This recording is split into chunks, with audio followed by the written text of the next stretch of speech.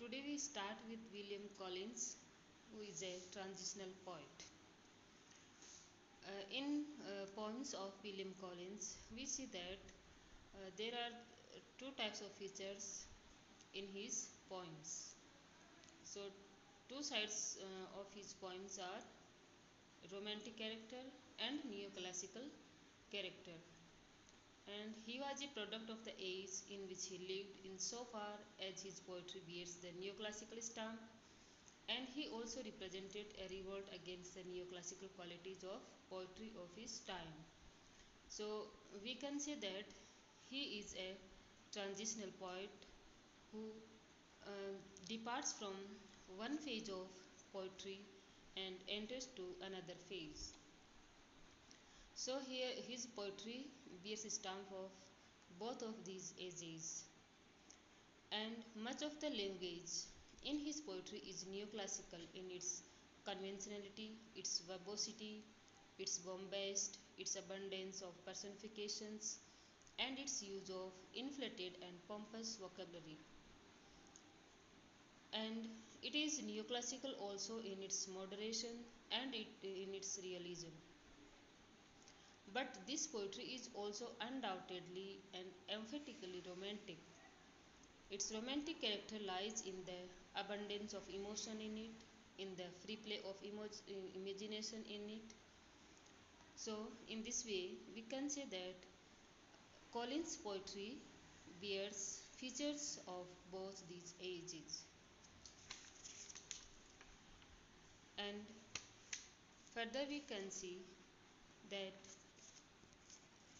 Collins wrote many poems, and in 1746, Collins published a slender volume of odes in which we can trace, more surely than in Thomson's work, the recovery of the more romantic qualities of poetry. The exquisite ode to evening shows a sympathy with nature and observation of her aspects, subtler and more suggestive than that displayed by Thomson in the Seasons. This ode is unrhymed and has a low, meditative, twilight music. The famous ode on the Patience is, on the contrary, very rich and elaborate in its metrical form and illustrates the influence upon Collins of Milton's lyrical art. The poetry of Collins is of rare and precious qualities. His work is small, being prematurely and tragically interpreted. It is unequal, still encumbered by passive habits and formal conventions. The effort of a young and fresh inspiration upon a classical language and classical methods give to his expression, on the other hand, something strained and at times obscure. But he infuses new life into the ode, and without leaving the contemporary plan of poetry, he recreates it by the fervor of his genius in lyrical moments of perfect sweetness.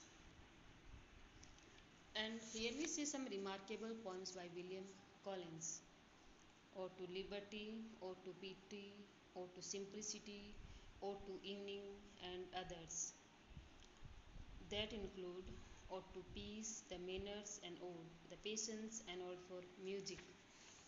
So, if his flights are weighted down by meter that is heavy or dead, the reason is that invention with him has to work in an artificial setting.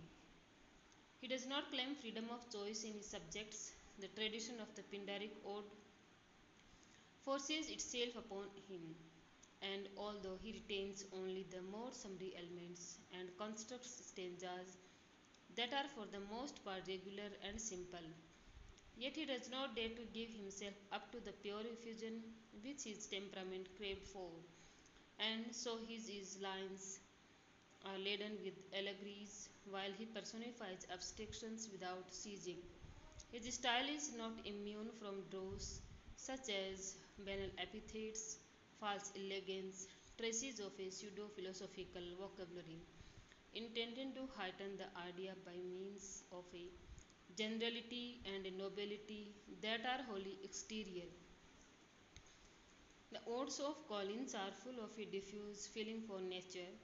He looks up to Thomson with affection and respect. His evocations of landscapes are brief, and he does not seek them out for themselves. They only offer a harmonious setting for the idea and the emotion. The atmosphere of melancholy pervades all his work. It springs from a spontaneous sensibility, and Young's influence only came to give definite shape to certain themes. The note of Collins' inspiration, it exudes tenderness, breathes in his lines or to pity, and the uncertainty of what lies beyond the thrill of death connect him with the night and graveyard school. Even the national note, the serious pride in English liberty, so characteristic of a poetry that is both middle class and moralizing, can be found in his verse. He has these elements in common with others. His most original characteristic, and one in which he marks a new enriching of sentimental poetry, is the imaginative idealization of emotion. The taste for ruins, for the past, the distinctive cult of wonder are everywhere in evidence. Collins was in contact, in sympathy with Joseph and Thomson Warton.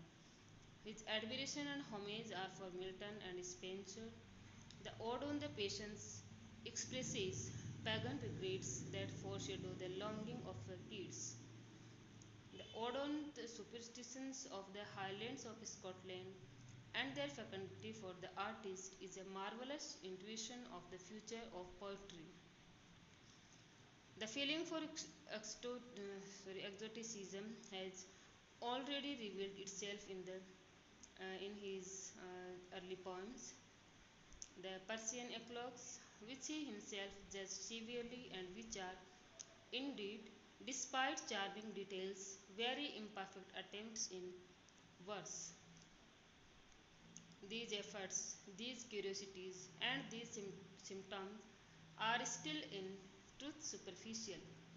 The deepest of his individual gifts is the faculty of feeling and of transmitting the subtle sensation of mystery, a faculty for suggestion and symbol, the most essentially romantic of all, and the power of which, in the case of Collins, is intimately bound up with the troubled unrest of his hallucinated, almost morbid mind. It is here that at his epoch he stands without a rival, and this unique quality is not found above all in the Ode to Fear, where it is directly expressed despite the strangeness of certain accents and the bold impressionism which translates a vague sense of terror by means of happily chosen correspondences of images and sounds. But in the pure masterpieces, and supremely in the Ode to Evening, the most delicately exquisite of 18th century poems, where a pensive coloring rich in subdued, restrained vibrations spread out over the landscape as over the meditative mind that contemplates it, fuses in so harmonious a manner the charm of twilight, the paling lights, the oncoming silence and glooms.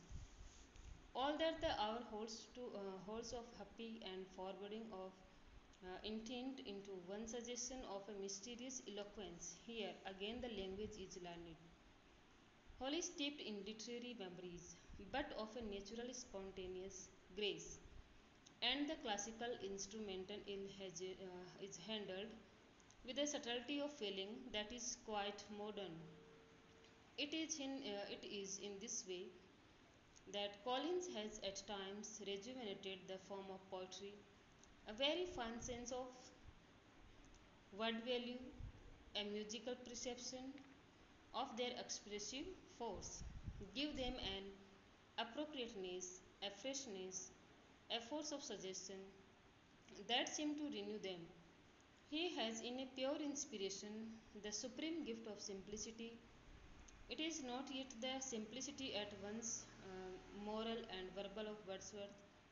Collins' vocabulary remains labored, and the ode to simplicity does not fulfill all its promise. but where this classicism is perfect, it is sufficiently spiritualized by an inner youthfulness of spirit to rejoin romanticism in its moments of soberness. The rhythms are adapted to the sentiment with a very sure intuition which pressages the freedom of the future, and even Allegri with Collins takes on a new aspect. His personifications do not remain abstract. He enlivens them with an imaginative vitality that is happily and delicately shaded, lends them traits he has borrowed from reality, and shows them in movement and action. Through selection and tact, his descriptive and psychological arts succeed in creating a beauty that is strong, original, and fine, although a trifle difficult.